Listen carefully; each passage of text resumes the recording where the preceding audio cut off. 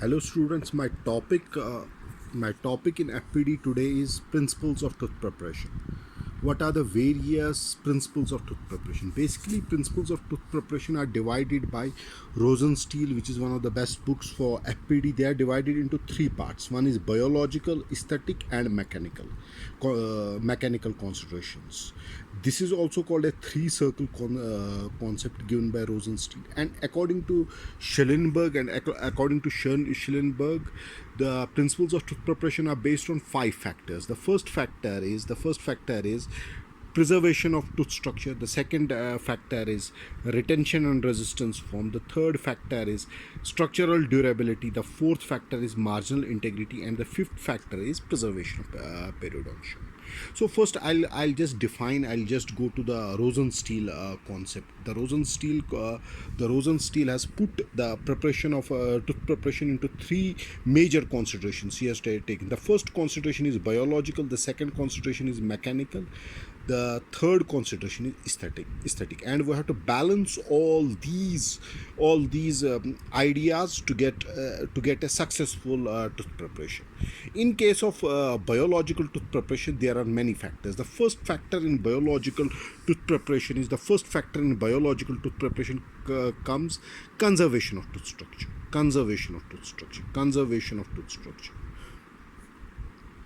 How we are going to achieve, I'll discuss it later.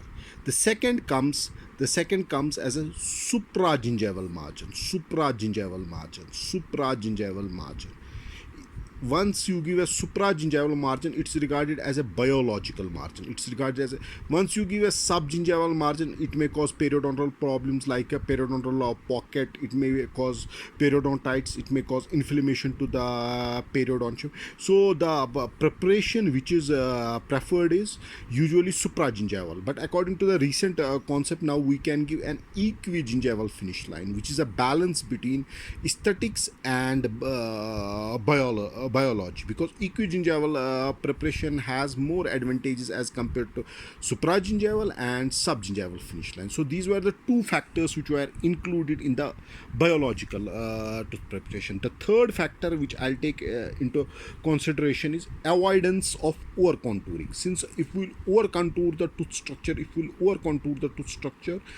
it will also result in the periodontitis and gingival inflammation. So these were the three factors we take into consideration in mechanical tooth preparation given by Rosenstiel. The second factor we take into the are the mechanical factors. The mechanical factors we include are retention form, resistance form, and how to prevent the deformation. See, all these factors I'll in detail discuss when I'll discuss the tooth preparations, methods of tooth preparation given by Herbert Schillenberg. The third main factor which Rosenstiel talks about is aesthetic consideration. See, aesthetic consideration, the first factor in aesthetic consideration is that we have to give minimum display of metal should be there, and we have to prefer an aesthetic material like porcelain fused in metal, or we can also prefer all ceramics. But the one thing the Rosenstiel gives in aesthetic consideration is subgingival finish lines, since supragingival finish lines are not aesthetic in nature. Now coming to the principles of tooth preparation given by Schellenberg. The first principle which is given is preservation of tooth structure. So how do we do the preservation of tooth structure? What are the main factors in which we do preservation? See, preservation of tooth structure can be given by many factors. The first factor which includes is before tooth preparation we'll give depth orientation grooves. The first factor is depth orientation grooves. very important before the tooth preparation, because this will reduce the chance of over preparation. So it is very careful to give a depth orientation grooves. Number second, in order to do the preservation of tooth structure, we have to use an adequate coolant. Adequate coolant. The third factor before, we have to maintain vitality of the pulp. Very important. Vitality. The third factor which we have to give preference to partial veneer crown, PVC, or we have to give preference to inlays and onlays, because preservation of tooth structure is based on Muller-Devans concept, which states that we have to preserve what is remaining, rather than we have to give importance what is lost. So preservation of tooth structure can be achieved by giving depth orientation grooves, use of adequate coolant while doing the tooth preparation. It should have a very good water spray. Third, we have to maintain the vitality of pulp. We have to not to do over preparation. Fourth, we have to give preference to partial veneer crowns. So this is the first factor, preservation of tooth structure. The second factor is retention and resistance form. See, what is retention according to GPT? It is the ability of prosthesis to resist displacement in vertical direction. It is the ability of a prosthesis to resist the displacement opposite to the path of insertion. This is the GPT. And generally, retention is divided into two factors. One factor which divides the retention, I'll generally divide it into two factors. The first factor is primary retention. And the second factor is secondary retention. So how do we achieve primary retention? It's also called as sieve retention, and it is usually provided by the parallel walls of the preparation. Generally we have to keep the walls of preparation as parallel as possible, with a taper of 3 degrees. If we will give more taper, the retention will decrease, because the relation between taper, I'll draw the graph between taper and retention.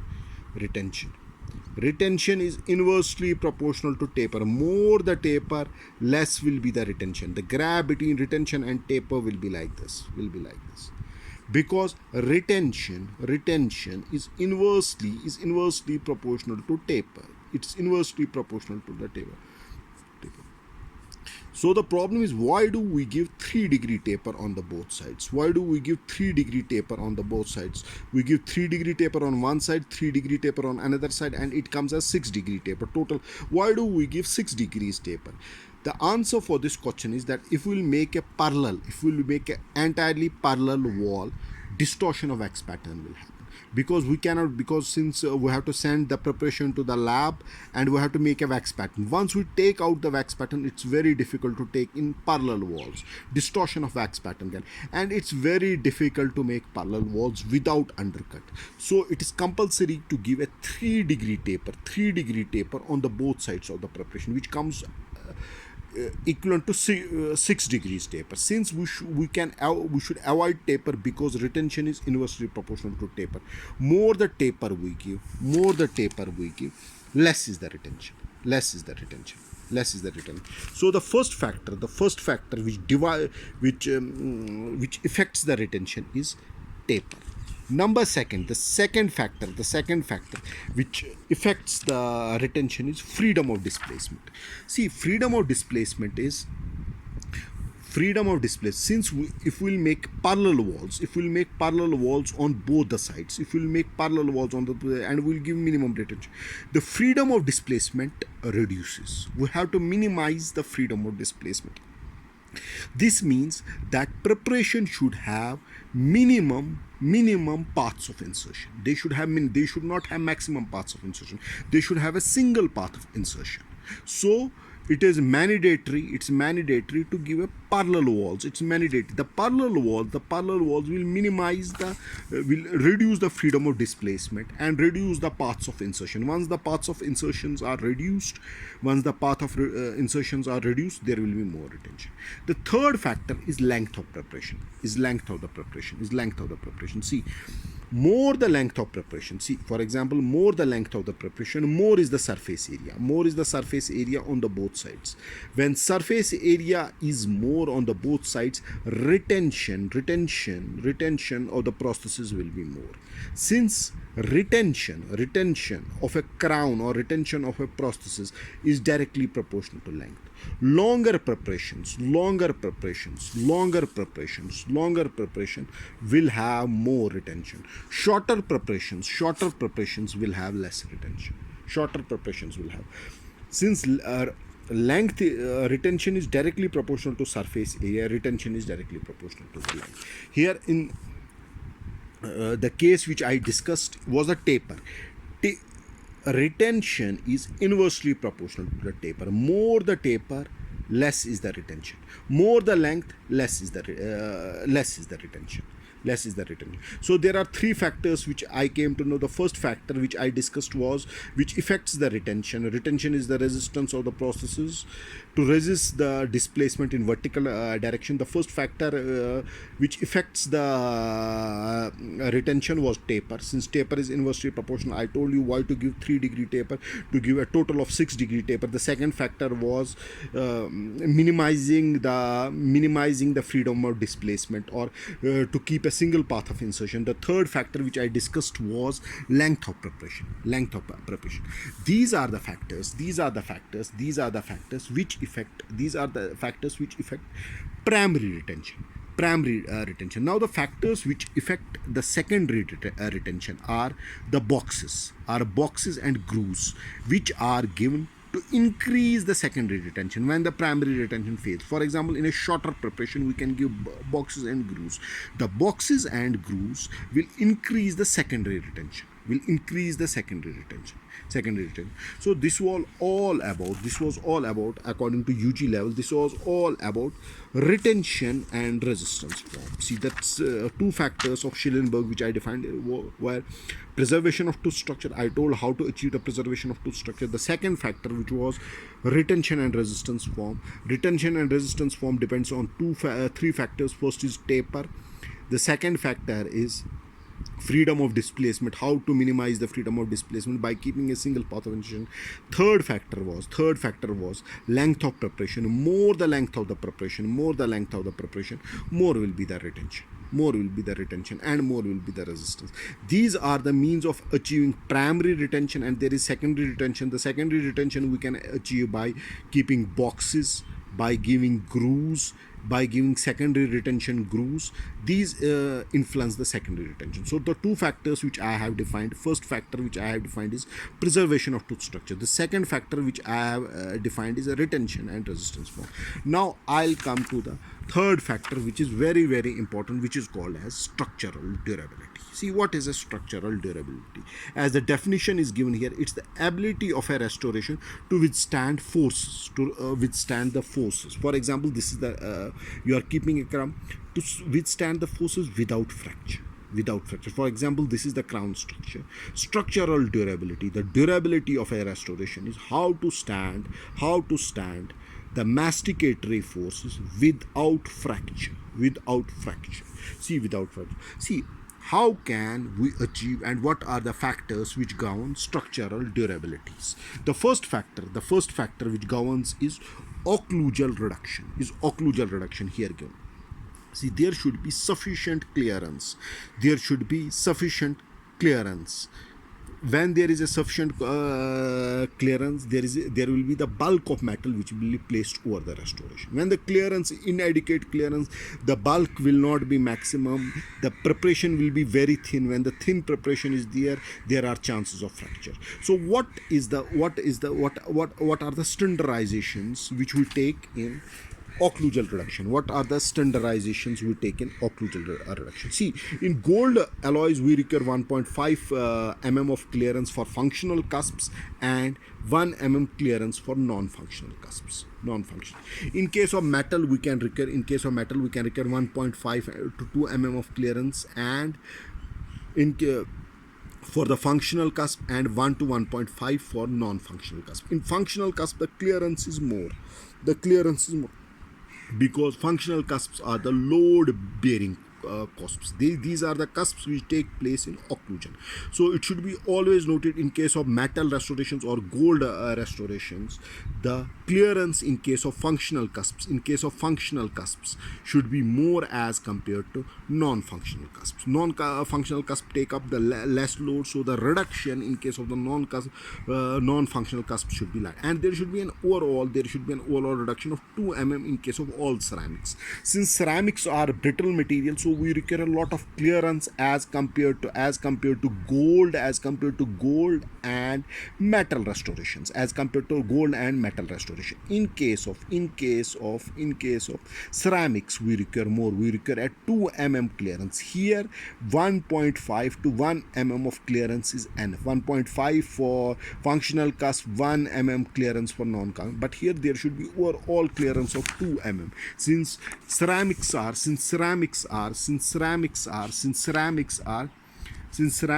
the brittle materials, and we have to also learn one concept, that is functional cusp bevel. We have to give a bevel we have to give on functional cusp. The bevel, what happens to the bevel?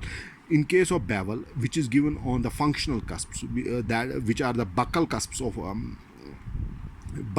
of the maxillary and the lingual cusps of the buccal cusps of the mandibular, and the lingual cusps of the maxillary, we have to increase the thickness. The functional cusp bevel increases the thickness and increases the structural durability This makes a crown or restoration less susceptible to fracture once we give a functional cusp bevel. Now coming to the marginal integrity, which is the fifth factor. See, the margins should be it's very important to give margins. See, margins are of many types. See, I have discussed margins can be, since I have classified margins can be either supragingival or subgingival based on the location, or if they are they can also be, there is also one of the modern finish lines which is called as equigingival. Generally, now the modern concept is to give an equigingival finish line and avoid supra and subgingival. But there are some instances where we give supragingival finish line, and there are some instances where we give subgingival finish line. But it's better to give a equigingival finish line. But based on the shapes, we have many other finish lines. We have finish line known as chamfer finish line. This is a finish line generally given for metal restoration. It's a conservative finish line. Given for generally metal restoration or for gold restorations. It is also given on the PFM, porcelain fused with metal crowns, on the lingual aspects of PFM crowns. It's a very conservative finish line. The main advantage of chamfer finish line is that less tooth structure is destroyed. An ideal finish line for gold and metal restorations. The thickness varies from 0.5 to 0.7 mm. 0.5, it's generally given by a diamond point which is of a shape of a chamfer, a torpedo type of diamond bar, a torpedo shaped diamond bar, which is also called as a chamfer bar. Usually it's a conservative finish line. Now coming to the second finish line, which is known as shoulder finish line. This type of finish line is generally given in ceramics or given in porcelain fused with metal. It's less conservative finish line. It is generally thick. The finish line, the breadth of the finish line, it's generally a thick finish line. Usually its breadth usually varies from 1 to 1.5 mm. In case of Chamfer finish line it generally varies from zero point 0.7 to say 1 mm. It's a very thin finish line as compared to shoulder finish line. Since we are given a finish line whose diameter is more, because porcelain is a brittle material. In order to support a porcelain material, in order to support the thickness of finish material, that is why the breadth it's a wider finish line as compared to shoulder finish line. It is usually given by a flat and tapered bar flanger, which is also called as a shoulder bar.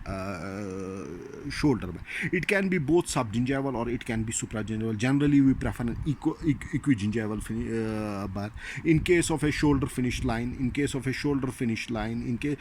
is usually the shoulder finish line is usually indicated in case of porcelain fused with metal crown, PFM crown, all ceramic crowns. It's also indicated in case of zirconia crowns.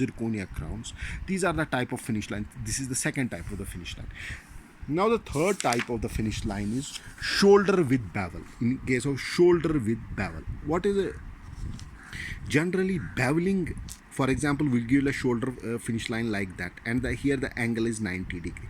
In case of beveling, we'll just round off this angle. The beveling, what happens, what is the main advantage of beveling? The beveling reduces the stress here. It's a sharp line angle, and the stress is more.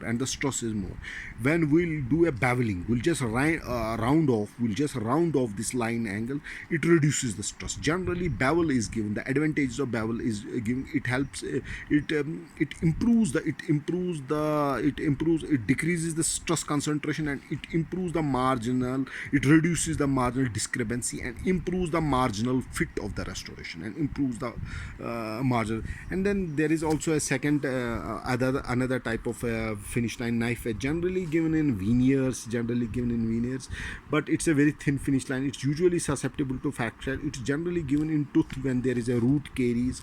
When we have to give a subgingival finish line, we have to extend the finish line to the cementum, where there are short clinical crowns. In case of these things, we give a knife edge finish line. These were the main finish lines. The first finish line was shoulder finish line, the second finish line was chamfer, the third was beveled shoulder, and the fourth finish line is a knife edge finish line. Now coming to the last principle, that is the preservation of tooth structure. We have to try to preserve the tooth structure. We have to avoid the inflammation of the tooth structure. We have to avoid too much of the subgingival finish line, because what lies inside the periodontium is one of the most important things, which is called as biological width. We have to preserve the biological width. We have to preserve the periodontium. We have not to give a faulty occlusion. We have not to give a finish line which is too subgingival in nature. So these were the 5 principles according to the UG level. 5 principles which I discussed. You can read it from any UG book like Rangarajan and Dr. Padmanabhan. They have written a nice book. Or you can also refer to Deepak Nalaswamy, but better you can prefer each of the book. Or if you want an advanced studies, you can refer Rosenstiel, or you can refer to Schellenberg. These are the books. Tillman principles of tooth preparation is not given. So 5 principles which I discussed according to the Schellenberg: preservation of tooth structure, retention and resistance form, structural durability, marginal integrity, and preservation of the periodontium. Thank you.